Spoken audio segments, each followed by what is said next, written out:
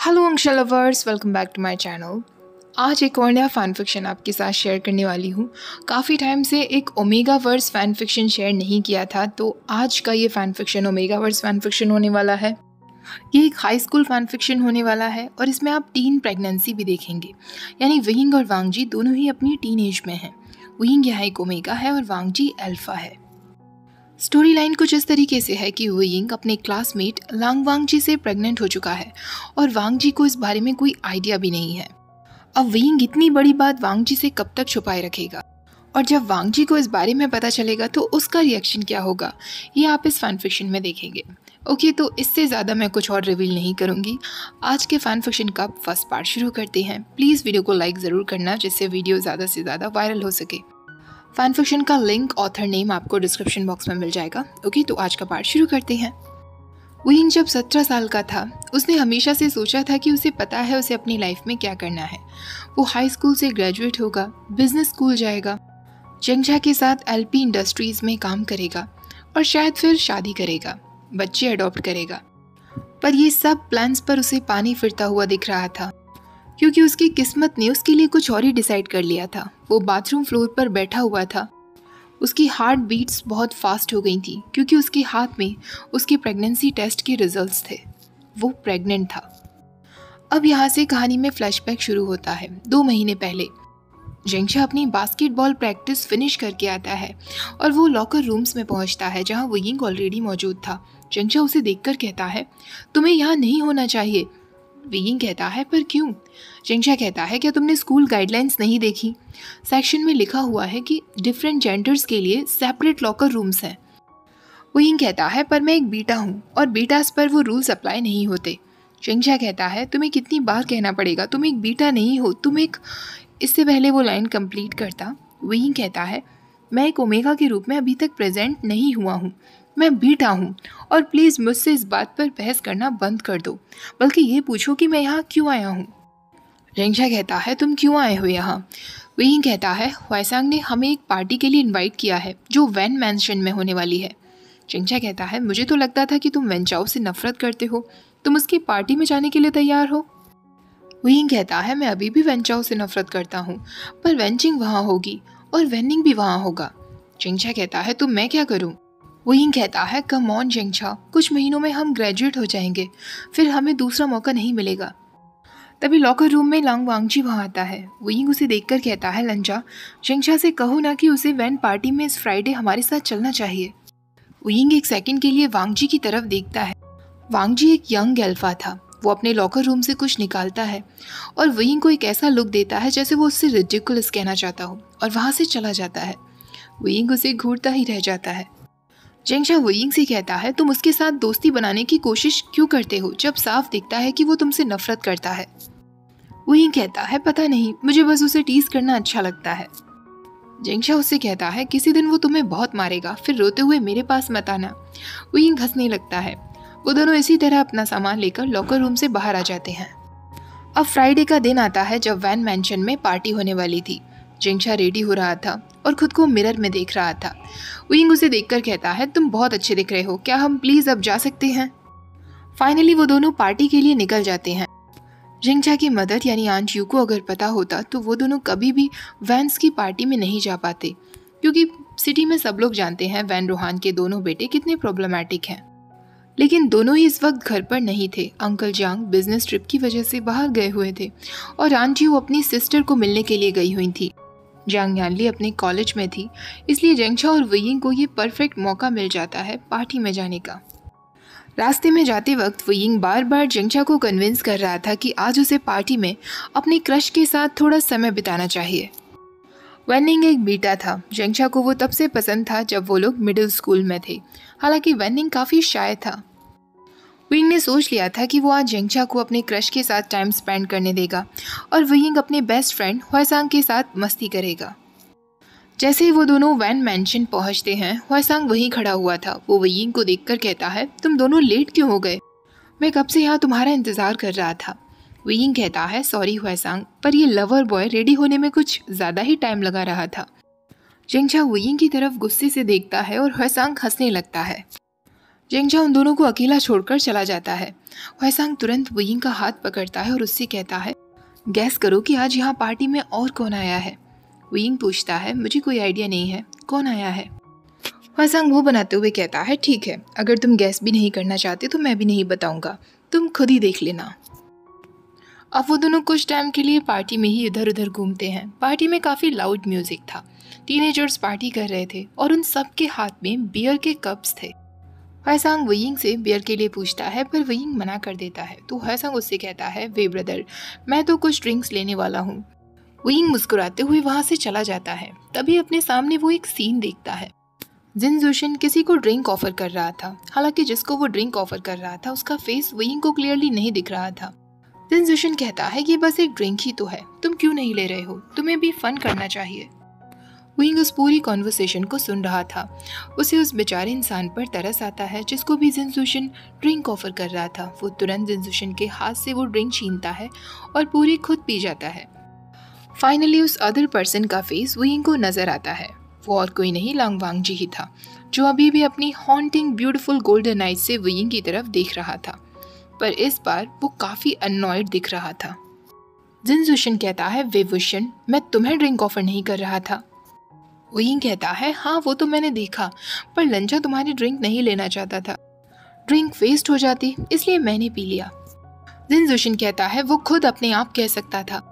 Party में सबकी नजर उन लोगों की तरफ जाती है। अचानक वांगजी एक कदम वुयिंग की तरफ आगे बढ़ता है। वो दोनों इतने नजदीक खड़े थे कि वुयिंग उसकी अल्फा सेंट को स्मेल कर सकता था, जो उसे काफी सूदिंग लग रही थी, सैंडलवुड जैसी। वुयिंग ने पहले कभी भी किसी की भी सेंट पर इतनी अटेंशन नहीं दी थी। वुयिंग बचपन से ही टॉल था, स्पोर्ट्स में काफी अच्छा था, वो परफेक्टली फाइन था, लेकिन उसका स्टेटस एक मेल ओमेगा था। पर वो एक ओमेगा की तरह अभी तक प्रेजेंट नहीं हुआ था, इसलिए वो सबको यही बताता था कि वो एक बीटा है। पर लंजा की सेंट उस पर एक अलग ही असर कर रही थी। इससे पहले कि वो लंजा की सेंट में और भी ज़्यादा डिस्ट्रैक्ट होता, तभी वहाँ वेंचाओ आता है। वेंचाओ वुयिंग से कहता है, एक होमलेस ब्रैट होने के बाद भी तुम इतने ज़्यादा एरोगेंट कैसे हो सकते हो वेवुशन। वुयिंग को इस वक्त बहुत गुस्सा आ रहा था, पर वो आंटियों के बारे में सोचकर वेवुशन से कहता है, हाँ तुमने सही कहा, मेरी गलती थी, मुझे वो ड्रिंक नहीं लेनी चाहिए थी, क्यों ना हम ये सारी बातें भूल जाएं और साथ में बियर पिएं। वेंचाओ कहता है, वेरी गुड, और वो पास ही से 4 बियर की बोतल उठाता है और एक एक करके उन्हें ऑफर करता है। लास्ट बोतल वो वांगजी को देता है। इस बार वांगजी उस बियर बोतल को ले लेता है। वुयिंग को खुद पर गुस्सा आ रहा था क्योंकि उसने सिचुएशन को संभालने की बजाय और ख़राब कर दिया था। वो सब लोग आपस में चीयर्स करते हैं और वांगजी को भी वो बियर पीनी पड़ती है। जिन जुशिन हंसते हुए कहता है, दैट्स द स्पिरिट लांग वांगजी, देखा इतना भी हार्ड नहीं था ना बियर पीना। बियर पीने के बाद भी वांगजी के फेस के एक्सप्रेशंस बिल्कुल नहीं बदले थे। हालांकि जिन जुशिन और वेंचाओ उसे देखकर हंस रहे थे। वुयिंग का इस वक्त मन कर रहा था कि काश वो उन दोनों को पंच कर सके। उन दोनों के वहाँ से जाने के बाद वुयिंग वांगजी की तरफ टर्न होता है और वो मन में सोच रहा था कि वो कैसे वांगजी से माफ़ी मांगेगा। पर वो नोटिस करता है कि वांगजी लड़खड़ाने लगा था। इससे पहले कि वांगजी गिरता, वुयिंग उसे पकड़ते हुए कहता है, लंजा क्या तुम ठीक हो? वांगजी कोई जवाब नहीं देता। वुयिंग ने उसका एक हाथ अपने शोल्डर्स पर रख लिया था। वुयिंग कहता है, गगा तुम तो बहुत लाइट वेट हो और दिखने में इतने स्ट्रॉन्ग दिखते हो। वुयिंग उसे किचन की तरफ ले जाने लगता है। वांगजी उससे कहता है, मुझे वो मत बुलाओ, और उसने अपना सिर वुयिंग के शोल्डर पे रख लिया था। वुयिंग कहता है, वेट तुम यहाँ नहीं सो सकते लंजा। वो किचन के आसपास देखने लगता है कि शायद उसे कोई मदद के लिए मिल जाए। वांगजी अचानक नींद में ही वुयिंग की तरफ देखते हुए कहता है, मैं सोया हुआ नहीं हूँ। तभी म्याम्या वहाँ से होकर गुजरती है। वो किचन में आती है। म्याम्या वुयिंग से कहती है, तुम्हें पता है कि ये मेरा नाम नहीं है। वुयिंग कहता है, हाँ पर ये कितना क्यूट निकनेम है। वो थोड़ी सी और फ्लर्टिंग करने वाला था, तभी लांग वांगजी अचानक उसकी तरफ बढ़ता है और उसके शोल्डर पर बहुत ज़ोर से बाइट कर लेता है। वुयिंग चिल्लाते हुए कहता है, आउच लंजा, व्हाट द हेल, ये तुम क्या कर रहे हो? वांगजी एक डार्क वॉइस में कहता है, फ्लर्ट करना बंद करो। तभी म्याम्या उन दोनों को देखकर कहती है, ओ माय गॉड, क्या वो ड्रंक है? वुयिंग उसे पूरी सिचुएशन एक्सप्लेन कर देता है। तभी म्याम्या कहती है, मैं पूछ कर आती हूँ, अगर लांग वांगजी को कहीं सोने के लिए कोई जगह मिल जाए तो। वुयिंग उसे थैंक्स कहता है। म्याम्या के जाने के बाद वियिंग वांगजी से कहता है, लंजा सच में जब तुम होश में आओगे ना और तुम्हें याद आएगा कि तुम मुझसे कितना नफरत करते हो, तुम्हें बहुत एम्बैरेसिंग फील होगा।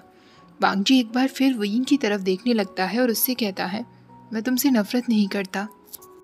वियिंग के लिप्स इस बार वांगजी के लिप्स के बहुत नज़दीक थे। वो मन में कहने लगता है, व्हाट द हेल, मेरा दिल इतनी ज़ोर से क्यों धड़क रहा है। इससे पहले कि उन दोनों के बीच कुछ होता, थैंकफुली म्याम्या वहाँ आ जाती है। वो वियिंग से कहती है, वांग लिंगजाओ ने मुझे बताया है कि ऊपर काफ़ी सारे रूम्स हैं, पर वो बिजी कपल्स ने घेर लिए हैं, इसलिए बेसमेंट में एक काउच पड़ा है, वो चाहे तो वांगजी को वहाँ ले जा सकता है। वियिंग म्याम्या की मदद से वांगजी को बेसमेंट में ले जाता है और वहाँ जो काउच पड़ा हुआ था वो वांगजी को वहाँ लिटा देता है। म्याम्या उससे पूछती है, तो क्या तुम्हें कोई और मदद चाहिए? वियिंग कहता है, नहीं थैंक यू, मैं थोड़ी देर और इस पर नज़र रखता हूँ, उसके बाद मैं भी ऊपर आ जाऊँगा। म्याम्या उसे बाय बाय कहकर वहाँ से चली जाती है। म्याम्या के जाने के 20 मिनट बाद वियिंग को वार्म फील होने लगता है। वो खुद से कहता है, मुझे वो बियर नहीं पीनी चाहिए थी, और वो अपनी जैकेट खोलता है। वो देखता है कि वांगजी को भी काफ़ी पसीना आ रहा था। वो अपना हाथ बढ़ाकर वांगजी के जैकेट को भी खोलने लगता है। तभी अचानक वांगजी उसका हाथ पकड़ लेता है। वियिंग उससे कहता है, ओह तुम जागे हुए हो लंजा। वो अपना हाथ हटाने की कोशिश करता है, पर वांगजी उसका हाथ नहीं छोड़ता। वो वियिंग से कहता है, मैं जागा हुआ नहीं हूँ। वियिंग उससे पूछता है, क्या मतलब? वांगजी कहता है, ये एक ड्रीम है। वियिंग हंसते हुए कहता है, ये ड्रीम कैसे है? वांगजी कहता है, क्योंकि वियिंग यहाँ है मेरे साथ। वियिंग को बहुत भी ज़्यादा वार्म फील होने लगा था। वांगजी की ये हरकतें उसे अनकंफर्टेबल फील करवा रही थी और अल्कोहल की वजह से उसे काफ़ी डिजीनेस भी हो रही थी। सैंडलवुड सेंट की वजह से एक मन वियिंग का कर रहा था कि वो वहीं वांगजी के पास लेट जाए, पर अगर उसने ऐसा किया तो वांगजी जब होश में आएगा तो वो काफ़ी अपसेट फील करेगा। वियिंग अपना हाथ वांगजी से छुड़ाने की कोशिश करता है, पर वांगजी उसे अपनी तरफ खींच लेता है और अब वियिंग वांगजी के ऊपर लेटा हुआ था। वियिंग उससे पूछता है, वेट लंजा, ये तुम क्या कर रहे हो? क्या तुम अभी भी ड्रंक हो? वांगजी वियिंग की नेक को स्मेल करने लगता है और उससे कहता है, स्मेल्स गुड वियिंग। वियिंग कहता है, व्हाट स्मेल्स गुड? मैं एक बीटा हूँ और बीटा की कोई सेंट नहीं होती। हालांकि वियिंग के लिए भी सांस लेना तक मुश्किल होता जा रहा था। उसे सफोकेटिंग फील हो रहा था क्योंकि पूरा रूम बहुत वार्म हो गया था। वांगजी वियिंग की बात नहीं सुनता और वो उसकी नेक पर स्मॉल किसेस करना शुरू कर देता है। वियिंग कहता है, लंजा तुम क्या कर रहे हो? वियिंग की पूरी बॉडी में जैसे आग लग रही थी। उसे पता नहीं चल रहा था कि ये सब क्या हो रहा है। उसे ड्रंक फील हो रहा था और उसे पता था कि वांगजी भी ड्रंक है, इसलिए वो इस तरीके की हरकतें कर रहा है, वरना वो वियिंग को अपने नज़दीक कभी नहीं आने देगा। पर उसे ये सब कुछ अच्छा भी लग रहा था। वांगजी की सेंट अपने आसपास उसे सेफ फील करा रही थी, प्रोटेक्टेड फील करा रही थी। तभी वांगजी अचानक उसकी बैक साइड को पकड़ लेता है। वियिंग उससे कहता है, लंजा प्लीज़। वियिंग के लिए भी उस हीट ऑफ द मोमेंट में वांगजी से अलग जाना बहुत मुश्किल हो रहा था, और जब वियिंग की सिल्वर आंखें वांगजी की गोल्डन आंखों से टकराती हैं, अगले ही पल उन दोनों को रियलाइज़ होता है कि वो दोनों एक दूसरे को किस कर रहे थे। सेंसेशन इतनी ज़्यादा बढ़ चुकी थी कि कब वो एक दूसरे के कपड़े निकाल देते हैं उन्हें पता भी नहीं चलता। पूरे रूम में वेट किसिंग की आवाज़ें थी। वियिंग को एक तरफ डर भी लग रहा था, वहीं दूसरी तरफ लंजा के साथ ये सब कुछ करना उसे गलत भी नहीं लग रहा था। वांगजी वियिंग की पूरी बॉडी पर किस कर रहा था। तब एक मोमेंट ऐसा आता है जब वांगजी वियिंग की बेयर फ्लैश की तरफ देखता है और उसकी सेंट ग्लैंड पर बहुत ज़ोर से बाइट कर लेता है। उन दोनों की बॉडी आपस में जॉइंट हो जाती हैं और वांगजी वियिंग के कान में कहता है, तुम अब मेरे ओमेगा हो वियिंग। और इस तरह उन दोनों के बीच मेटिंग हो चुकी थी। कुछ घंटे बाद जब वियिंग को होश आता है, उसका फ़ोन वाइब्रेट कर रहा था। वो जब अपनी आँख खोलता है तो वो वांगजी की चेस्ट पर सिर रखकर सोया हुआ था। उसकी बॉडी एकदम फ्रीज हो जाती है। उसे याद आता है कि उन दोनों के बीच क्या क्या हुआ था। पूरे रूम में सैंडलवुड और एक स्वीट सी स्मेल थी। वियिंग जल्दी से अपने कपड़े उठाता है। वो पूरी कोशिश करता है कि वांगजी की नींद ना खुले। वो अपना फ़ोन चेक करता है तो उसमें जंगछा और हयसांग के काफ़ी सारे मैसेजेस थे। वो वहाँ से जाने से पहले वांगजी की तरफ देखता है जो सोते वक्त काफ़ी पीसफुल दिख रहा था।